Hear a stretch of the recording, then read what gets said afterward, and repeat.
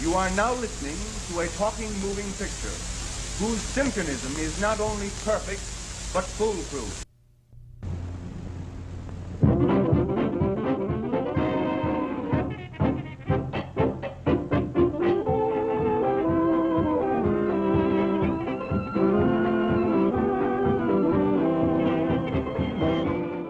In April 1923, the first sound movies were exhibited in major theaters. They were listed as added attractions to the established silent film programs. And this extra bonus gave audiences a variety of material consisting of short subjects, featurettes, and newsreels, all with the added element of sound. Taxes take from everyone a part of his earnings and force everyone to work for a certain part of his time for the government. I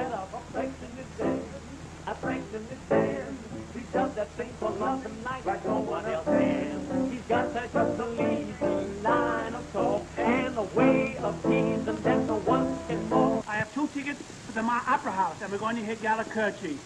Galacurci? Who's he? Galacurci, who's he? Galacurci, the violinist.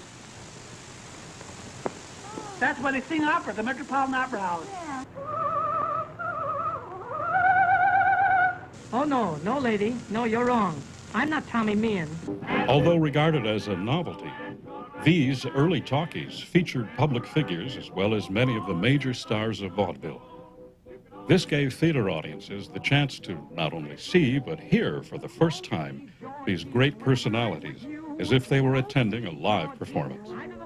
At the same time, these famous performers who appeared before the sound cameras became immortalized by this new medium of talking pictures, a medium that did not produce sound from phonograph records. These films used a system which recorded sound directly onto the film itself, and is the same basic process still used today.